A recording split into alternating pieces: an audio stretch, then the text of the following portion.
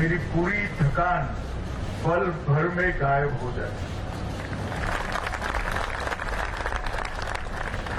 क्योंकि जब चौकी पर पहुंचते हैं तो जहां आप रहे हैं वहां रहना कितना कठिन है वो आते आते ही मालूम हो जाता है। और यहां आने के बाद जब आप हंसते हुए चेहरों के साथ भारत की सीमाओं की सुरक्षा करते हुए देखते हैं, तब हमें लगता है कि हमारा काम बहुत सरल है। हमें तो कम से कम थकने का अधिकार नहीं है।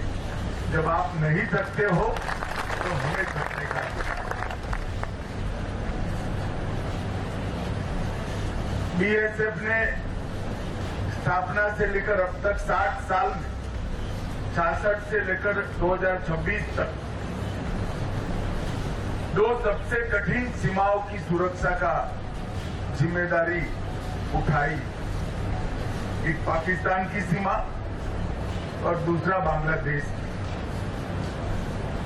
और इस सीमाओं में इतना बड़ा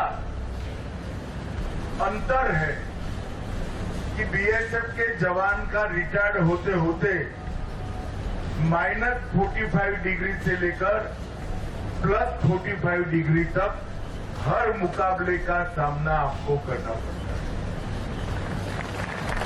कहीं कच्छ का दुर्गम रेगिस्तान है, सरक्रीक और हरामी नाले की दलदली जमीन है, कहीं राजस्थान के रेत के टीलों के बीच में 50 डिग्री टेम्परेचर के बीच में आपको काम करना पड़ता है। मैं अभी सांचू गया था, तो जब कैंप पर पहुंचा तो 46 डिग्री टेम्परेचर था। सांचू गया तो तपे हुए टीलों में 50 डिग्री तक टेम्परेचर था। और कहीं कश्मीर की बर्फीली चोटियों पर सुंदरवन के जंगलों के बीच में गंगा सागर के किनारे से लेकर मेघालय और आसाम के पहाड़ी और वन क्षेत्रों तक बीएसएफ ने 6 दशकों में फर्स्ट लाइन ऑफ डिफेंस का अपना दायित्व बहुत अच्छे तरीके से उठाया भी है, निभाया भी है। और इसके लिए 2000 जवानों ने अपना सर्वोच्च बलिदान दिया है।